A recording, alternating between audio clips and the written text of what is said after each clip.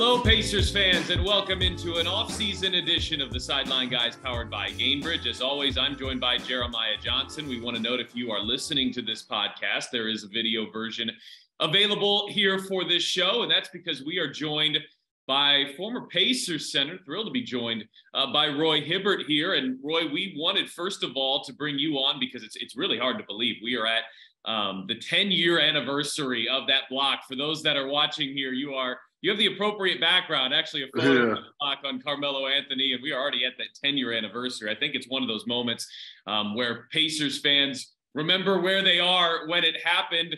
And I want to get to the block. We will get to the block, but first let's do some catching up here with you. And I know congratulations are in order as you welcomed your son into the world here recently. Yeah, well, first of all, thank you all for having me. It's always a pleasure to, always get back to Indy and talk everything Pacers. So, but yeah, my son was born last Friday, Remington Drake Hibbert. So it's my last boy, Remy, and I'm happy to be done having kids and just moving on to what's next. Well, first of all, congratulations. And when you have 4 kids, I'm sure that answers a lot of this question. But why don't you catch Pacers fans up with what you've been doing here in the last few years? Well, after I retired, I was a stay-at-home dad, just wanted to just slow down and not do the basketball working out every day and, that type of grind. So I was a stay-at-home dad for a while, then decided to put my big boy pants on and get a job, worked with the 76ers as a player development, in the player development department, just to learn the ropes and everything like that, work with their big guys. But unfortunately, COVID happened and everything like that. And I decided to walk away from that opportunity.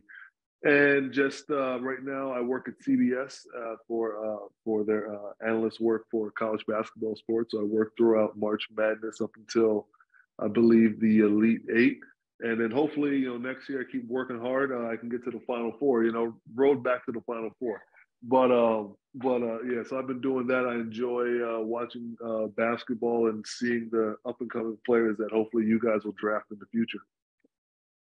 Roy, I think that answer lends me to my next 2 questions. And as Pat said, we will get to the block and your time with the Pacers. But I remember at the Wells Fargo Center, and I was trying to think of the year, and I think it probably was the COVID season, maybe even in the fall or January, that I walk out of the media room and all of a sudden Roy Hibbert's standing there by the Sixers bench. So I had a little conversation at the time. I don't think I realized that you were helping coach. And so what did you take from that experience? What did you like about it? And while you're on the TV side of things now, could you see yourself getting back into coaching at any point?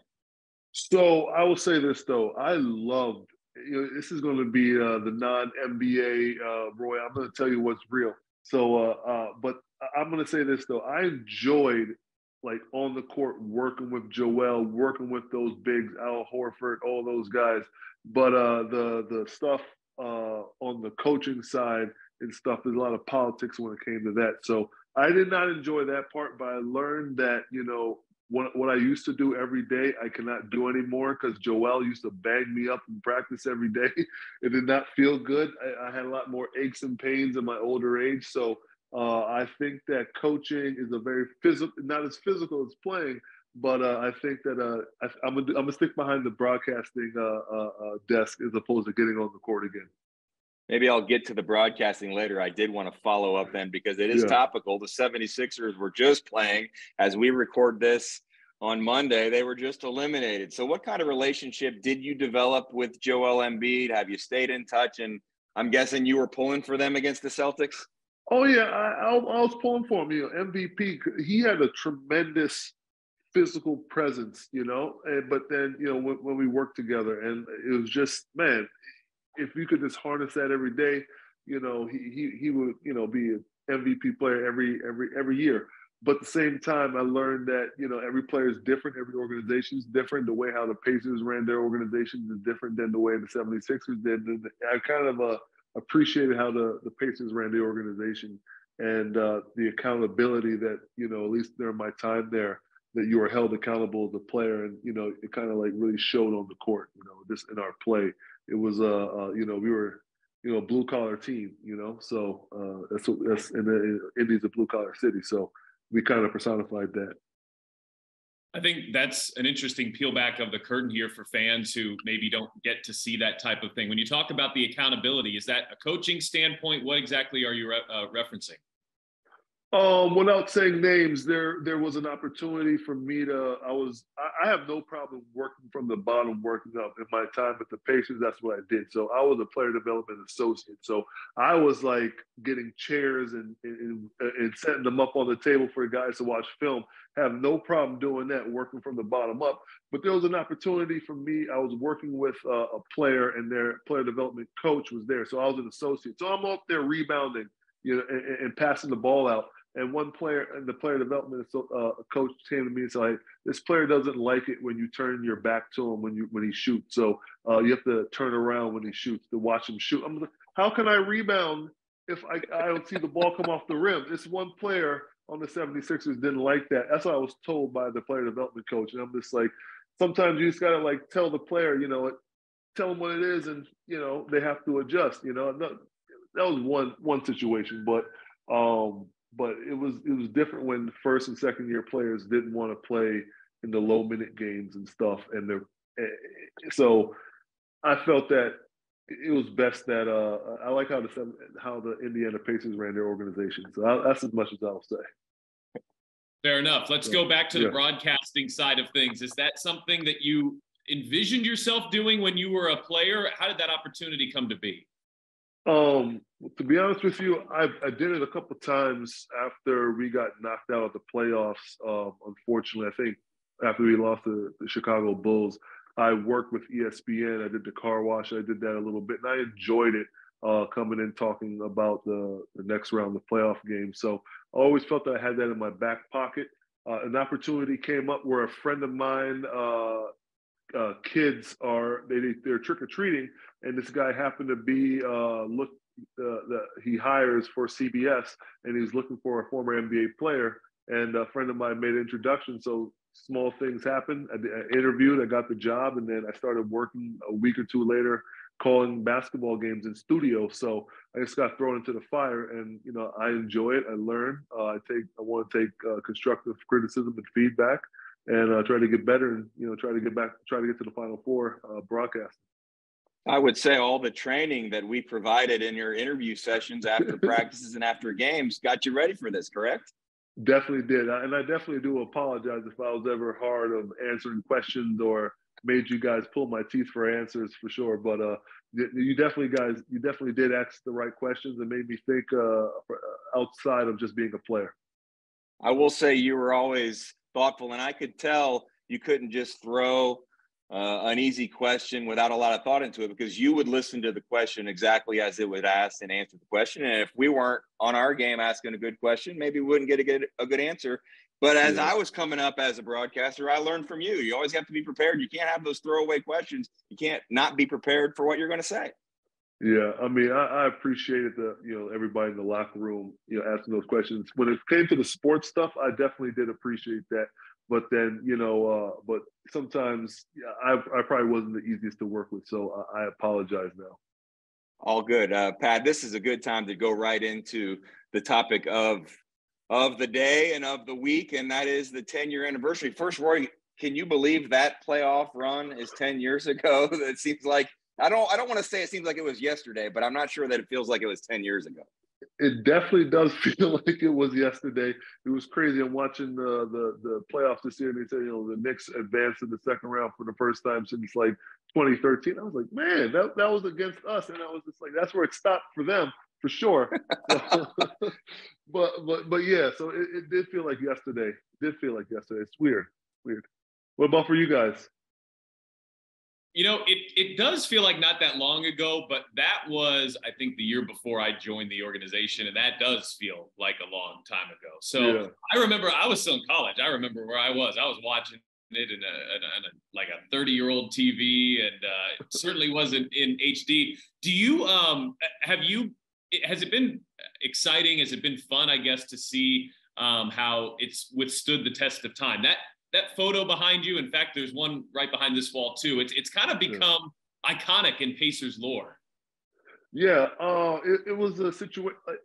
It's crazy because my hand, it was numb for like a couple of days after, because and it reminded me of the old time Pacers logo for sure. So it always stuck out to me. Defense was very important to me, as much as scoring was, and always having my teammates back.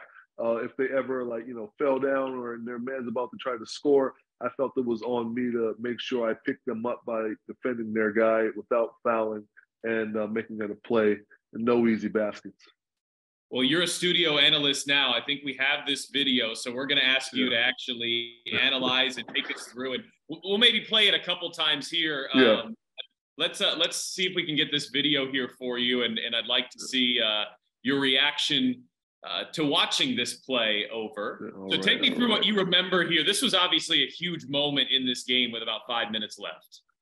So I would have to say, one thing I always remembered about this game, this series, and this play was whenever I came out the game, Frank Vogel always said, Roy, whenever you see Melo get back off the bench, don't even look to me. You just get up and you go to the scores table to get back into the game.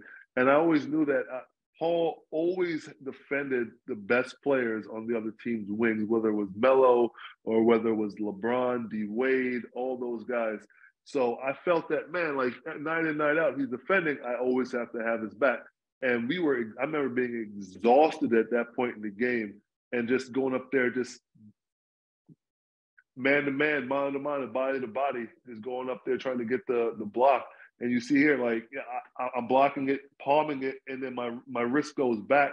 And I felt that I had to do it for the city. I had to do it for Indy. I had to do it for the team. We were a grinded out team, and the city is as well. And I felt that, I had to do it for the team. As you're watching this play here, one thing that strikes me is Paul is such a good defender, but on this play, he actually gets beat pretty quickly. This is just all reactionary from you, I assume. Yeah, I mean, we've gone through this type of stuff during the games and practice. I know his tendencies. Paul is a lengthy defender, and he's going to try to get that edge and try to go for that steal. And most people could be upset, watching Paul, let that go by, but I've had such a vibe and rhythm with my teammates, and I know their tendencies, and I know, their body language, where it's just all right, I just know he's going to be off. I got to be there, and if I'm not there, they're going to look at me as the next morning, oh, Roy let that block go, as opposed to Paul, didn't do his job. So at the same time, we're all in sync. We're in that flow state, I would just say, in terms of when you've been doing this together for so long and you trust the guys that you're out there with. It was quite a 2 or 3 year run of playoff games, but if you really think about that block, how crucial it was, because it was game 6, it was on the home court, and I believe the Pacers were down by 2 at that time, and you had to close that out to prevent a trip back to New York and Madison Square Garden. And I mean, a case can be made that might have been, of that 3 year run, the best series. That could have been the best single win, most impactful that you had. And I mean, I could argue that this franchise has had in a long time. So what happened after that block? Did that just fire that whole building up, and then it led to success on the offensive end? I feel like it was at that playoff series, if they scored, then we scored. And anytime you're just waiting for a team to mess up, or a missed shot, or somebody to take advantage of the situation, and I felt like they kind of once I got that stop, we got the score, it kind of deflated them a little bit, then we were able to just keep flowing. But definitely defense was our priority as a team all those years, and that fed into our offense, and we were exhausted at that point. But the defense, literally led to our offense, and man, it's my first time really rewatching this over and over. I may have this picture behind me, but I've never really gone back, besides if I scroll on Instagram or on Twitter and then randomly see that probably 3 times in the last 10 years. But at the same time, I haven't really rewatched it like that to analyze it. So it's just a sight. I feel like success that's unexpected is a little sweeter. It's more enjoyable. And I could say that maybe that series most of the experts probably picked the Knicks. I mean, they had the star power that had been around a while. They were the higher seeded team. So what was it like winning that game, closing that series out? And do you remember anything about the locker room or anything in the night or the next day that brings back fond memories? I mean, it was good to not have to go back to New York. But I just remember just saying, like, we take the night, we enjoy this, go enjoy, celebrate with your family, but then we got to get back to work like the next day, get ready for, Miami and everything like that. So I think we were on to the next one pretty quickly. I think we were a young team that was led by, David West and, a very strong veteran presence who was just like, this is not the end right here. We can't rest on that. So, but unfortunately, we ran into a brick wall in LeBron James. But at the same time, I have very fond memories of learning to get a stop with my teammates, figuring out how to, stop their best player. And then once you do that, it kind of gives you a little oomph, when you figure it out as a team. You talked about your wrist being numb. Does it actually hit the back of the rim on there? Is that what caused that? Yeah, it's like the flexion. Like it was for some reason it definitely was sore. And I remember the next game trying to make a chest pass, and I kind of like threw it to the ground, almost was a turnover. So it definitely did affect me a little bit. But it probably was the rim.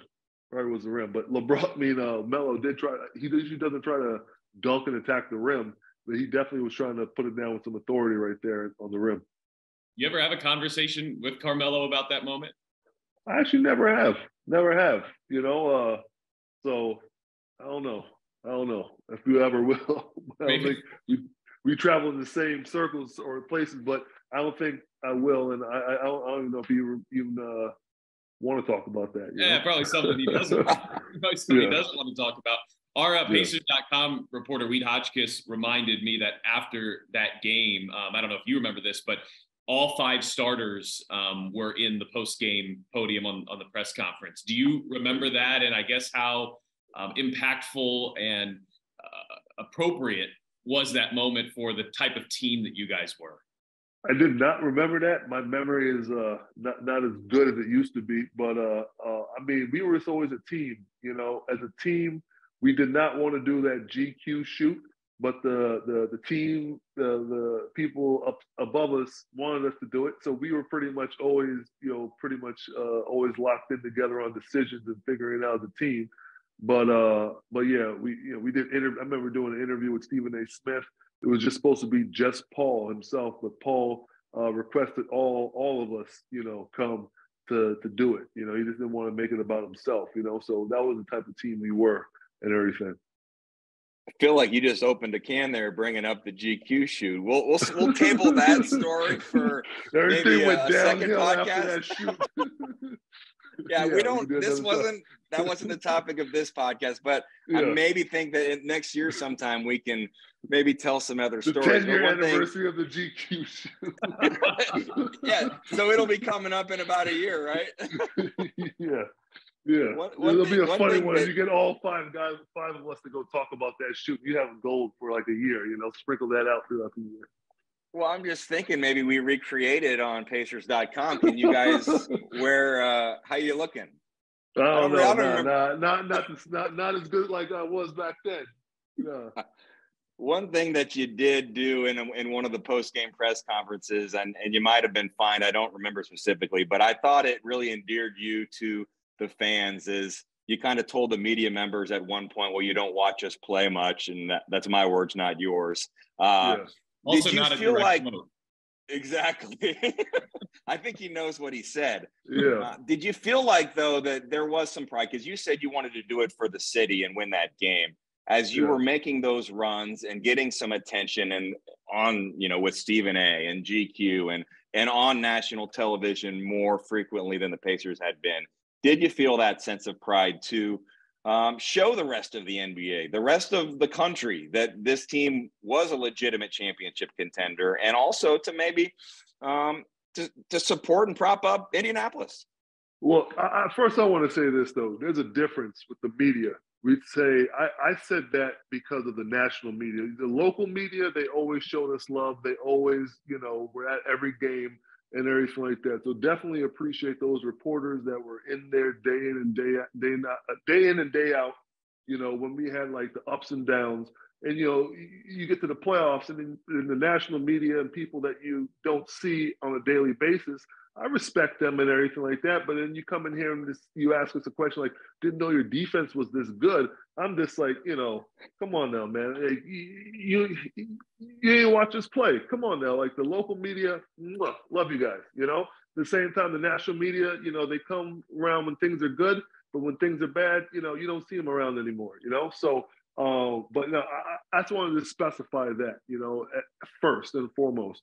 But then, to tell you the truth, we didn't really care about that type of stuff, about the national media seeing us. We on days off, we'd all go to George Hill and Paul's Lake, and we go out there fishing and everything like that. Then, Paul and George and the coaches, they would like fry the fish in the locker room and stuff like that, So, that they caught from the lake, I forgot which lake they lived on.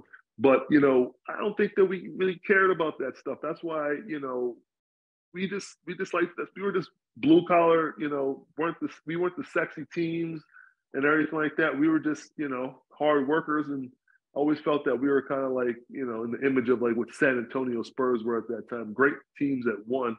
But, we were the quiet ones that, weren't very, out there that much. I don't know if that makes sense or not. So. It does. And one of the things listening to you tell these stories about on the court accomplishments, but also your off the court camaraderie. I mean, think of all the basketball you played, high school, college, your long NBA career. Was that probably the best time that you had, maybe let's say 2.5 years in terms of chemistry, in terms of just a special time as you look back on your career? I mean, yeah, that was great. Like, man, those practices we had every day were intense. Like, I talked to some guys, they used to practice for like 30, 45. Say, when I was with the 76ers, we only practiced for like 30, 45 minutes. We were in and out. When we were in Indy, when we had those 3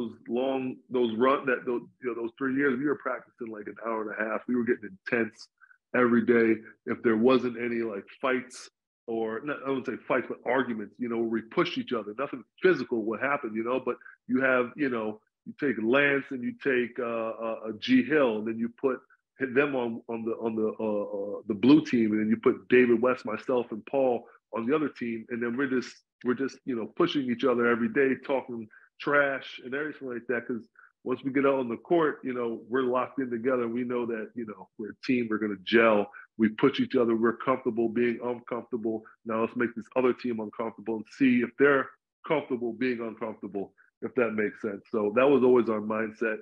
And those are some of the best years, I felt of like growing as a player, learning how to defend, learning tendencies and stuff like that. I think that's one thing that made the fans really endear themselves, why you endeared yourselves to the fans so much. You think back to the 90s Pacers days and the Davis brothers and the physicality. How much did you take pride as a team in we're going to come out and we're going to be tougher, we're going to be stronger, we're going to be more physical than you? And in an NBA game, which of course is known for its stars, and you guys had plenty of talent. You don't get there without the talent. But how much pride did you take on the physical side, the defensive side of the game? Oh man, loved it every day. All the verticality stuff that we used to do, being able to jump up straight up and down that I worked on every day with Frank and all those coaches, Dan Burke. It was physical every day in practice. I'm literally, coach would have a line of the guards, 10 guards, and you have the 3 bigs, and then one after the other. Can you guys still see me? Yep, you're good. So one after the other,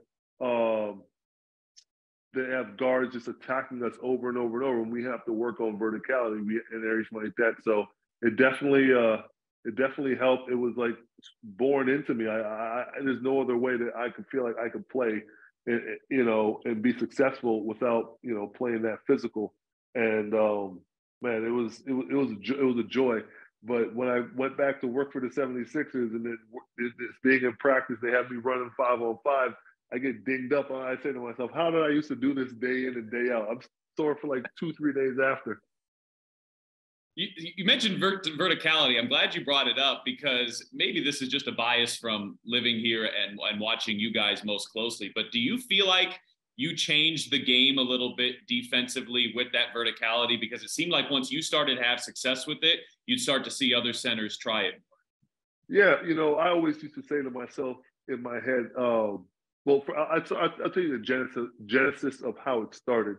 One summer, I forgot what year the Orlando Magic were playing in the finals. And I think it might have been 2009, I think. And Dwight Howard was blocking shots. And he used to go up and like grab it and get it. This is before he had the back injury and everything. And at one point in the game, I saw him try to go up and get it, but he went up with two, took the contact, and they didn't call a call. And I don't think that was not his game. He was so physically gifted where he can just go up and block shots and spike it. But I wasn't like that. So I brought that to the coaching staff, and then we worked on that thing every day. We would, end of my workouts, the workouts would be hour and a half long straight. End of the workouts, I had to get 4 stops in a row where it would be a 2-on-1 situation. So I would have to have like George Hill and like Paul attacking me at the rim, and I'd either have to go vertically up, take the contact from Paul or George. So it was built into me, and I do it all over and over and over. And Dan Burke always said that the analytics say at the time, when I'm on the court, we play better. So but you average like the most fouls per game, like your first or second year. So the time we had you on the court for those 8 minutes or whatever, we were great. So we have to, teach you how to play without fouling at a high level. So we worked on that thing every day. And I saw, I used to call them disciples in my head of like young centers doing that. And there's doing it in the NBA after I did it. And there's some opportunities that I'm looking into now where I'm talking to college coaches, where I'm working with their young big kids. And they all, like at least 2 colleges tell me they call the verticality drills the Hibberts and everything like that. So that kind of touched me, seeing that, these college coaches, call their verticality drills, give me a Hibbert, at the rim. So that always, hopefully that was always stick, and I'll leave a lasting imprint on the game. It's hopefully. Pat, I say on broadcast this season, we never say the word verticality. We just say the Hibbert. I mean, can we get that going? Because all you have to do is listen to Roy talk. He was the founder of verticality.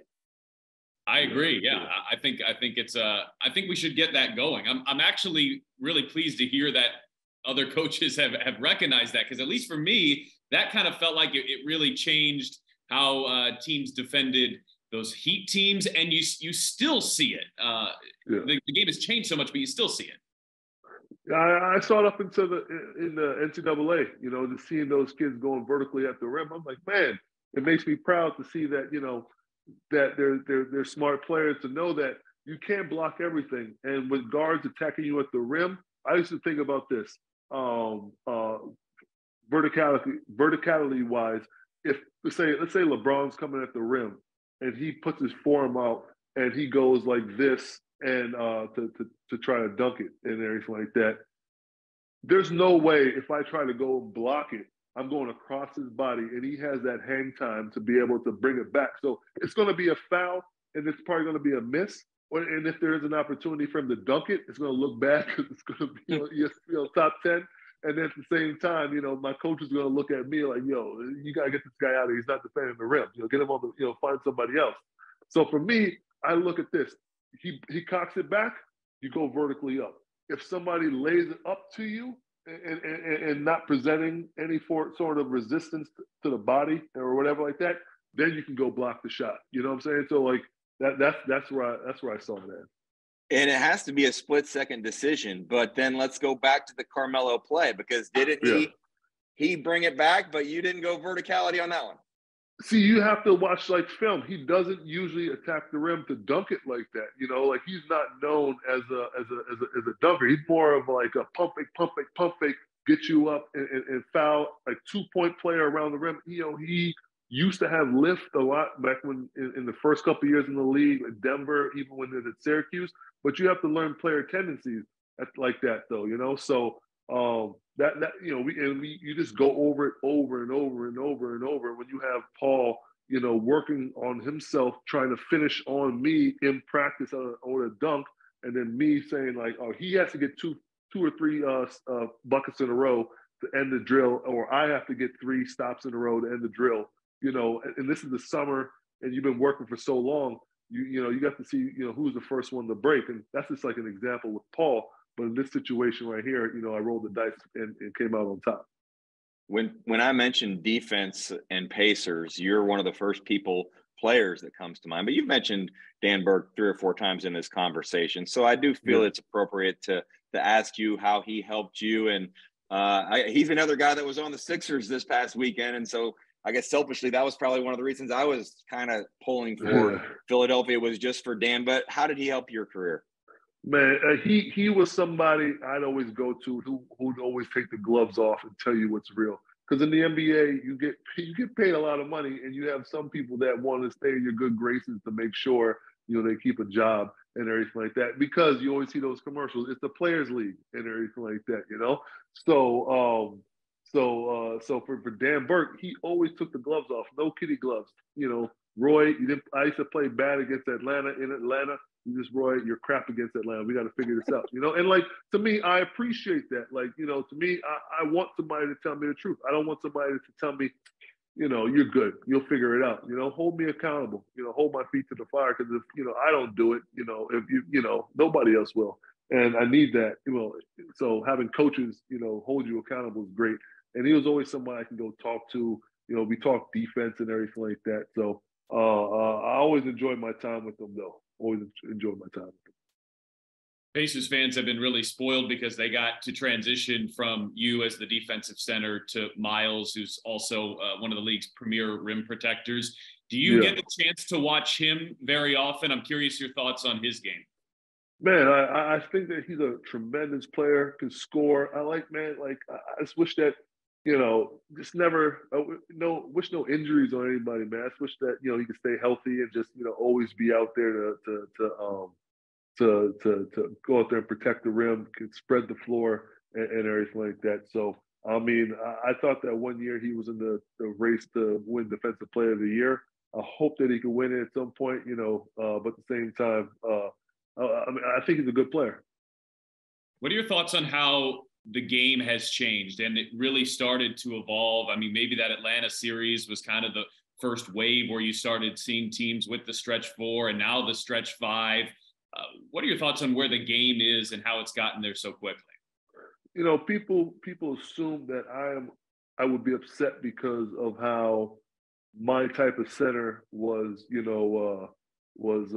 like going extinct, dinosaur back to the basket centers, as opposed to guys who could either run the floor athletic or, with no post game, or guys that spread the floor. To me, I look at it as like, I'm happy that I was able to play for the time that I did play, where I could, exemplify what type of gifts I had. But at the same time, I realized, that the one-on-one post-up sometimes is not the most efficient shot, because you think about it, one player in the post has it, 4 guys around the perimeter, all standing still, basically, watching one guy dribble. And if that shot doesn't go in, it's one and done, and you're going down the other side. You run down first 8 seconds of the shot clock, you hit a 3, there may be a long rebound, somebody doesn't get back or match up, you get a second opportunity, you hit a corner 3.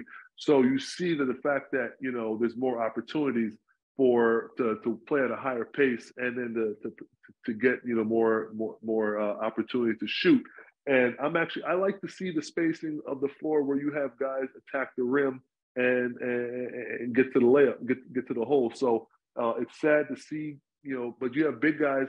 You have big guys like Joel and Joker who go back and forth and who are tremendous players. Pat mentioned Miles Turner. Another thing that you and he have in common is your relationship with the fans and a fan zone. And you were the first Pacers player that sort of had that section, Area 55. And so some of those same fans, I think, that were a part of that section, they still sit in that section today, and they make the atmosphere, help make it what it is. So some of those fans are probably watching, and I think they appreciate hearing your stories, your memories, seeing you smile talking about those days. What do you remember about that section in that group, though? Man, I got to tell you, I'll tell you the genesis of it. You probably have an archive of me talking about this somewhere on Pacers.com. But when I first got to Indy, it was probably like I think 2 or 3 years after the brawl, and man, there used to be nobody at the games, literally nobody. You could hear a pin drop and everything like that. And it was always something that, I was a rookie, second-year player, didn't feel like I could talk about. But I think I'd seen Andrew Bogut had something of a section for like one game or some for the playoffs. And then I saw that and I said, you know what, let's do this. So the Pacers, we talked about it, and then we got a section going, and we had like an American Idol style. You have to audition, and I used to love it. And those the people that we selected were diehard fans, and they were always good to get the team riled up. I knew if it was like a Tuesday night game, and there might not be that many people in the crowd, I always knew that Area 55 was going to come through and get us going. Though I definitely loved them during the starting five and hearing the introductions and everything like that. Definitely had no problem cutting that check to get those fans in those seats to be able to hear them, and hopefully they enjoyed that. Roy, we've got a little longer than we planned, but this has been really interesting, really enlightening. I know the fans have appreciated it. Final thought for me here as you look at that photo behind you. Like I said, there's one just behind this wall here in Pacers offices. As you look back on all of it here on the 10-year anniversary, we discussed it earlier, but I guess what has it meant to you that it's withstood the test of time and that Pacers fans still hold that moment so dearly? Man, it was like I said, being in Indy, it's like like not that big of a city, and like it felt like I felt like I go to the grocery store, and you have like a mom and her kids, and the kids are over here excited about watching the games, and I'm pushing my cart. You say hello. It was something that like I couldn't let this moment like go in any other direction for this team, for the city, for myself, or anything like that.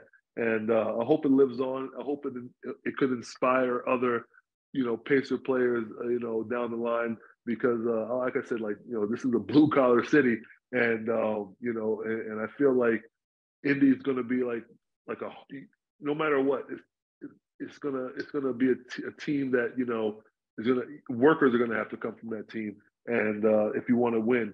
And I think that it exemplifies the hard work, I feel like, and of what our team was at the time and what the city is.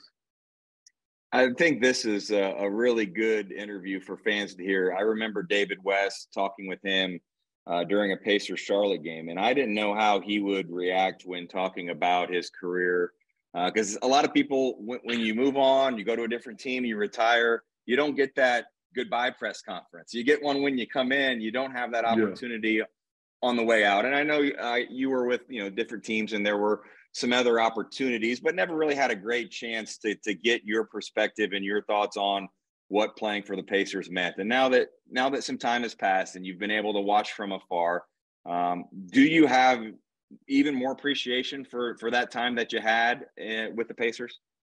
So I would say this, like I said, you're gonna get the real Roy over here. Like no NBA Roy. Like it was difficult leaving the way how I left, the way how I felt things were. But at the end of the day, you know what? Larry Bird in the Pacers organization changed my life, changed my family's life. So I feel appreciative of the time that I had here.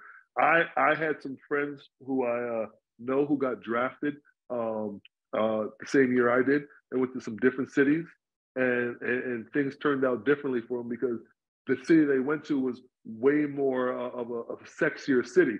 And to me, going to Indy, I went to work out all day, and then I went to work out, and then I basically spent time with my family, and it felt very grounded. As a rookie, like I felt like I had some good people underneath me, and it helped me to grow. I stay in touch with those guys to this day.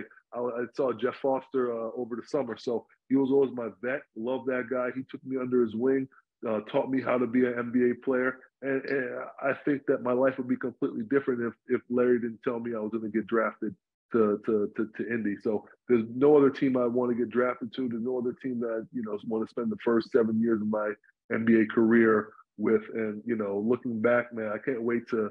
I'm definitely coming back for All-Star next year. Like, I haven't been back to Indy in a while, but if you guys, you may see me run around looking for a restaurant to eat because things may have changed since I left. But I'll be there. I'll be around for All-Star. And you've still got the gear. I mean, I appreciate you wearing that, right? Yeah, this is with the Adidas. This is before like the Nike deal and everything. So this is way back though. So I keep everything. And if anything ever tears or rips, a little piece of my soul dies because I'm just like, man, I don't know if I can never get that piece back. This is invaluable to me. This is stuff that I've got one of those as well. If it rips, let me know. I've got one. It might not fit you, but it's back in my closet. Hey, Roy, we really appreciate it. The fans really appreciate it. I was going to close this with a pitch to try to get you back to Indy for a game, but it sounds like you'll be here sooner rather than later. It's been great to catch up with you. And best of luck here as you're a dad for the 4th time. Hey, thank you. I appreciate it. Let me know where to send the bill to when I come to Indy to eat at whatever restaurant. All right, it's on the Pacers, right? Exactly. I got you. I'll send it to her. Yeah. All right. That'll wrap up this show for Jeremiah Johnson, for Roy Hibbert. Again, if you are listening to this show, catch us in our video format over on Pacers YouTube. For JJ and Roy, I'm Pat. We'll talk to you soon on the Sideline Guys, powered by Gainbridge.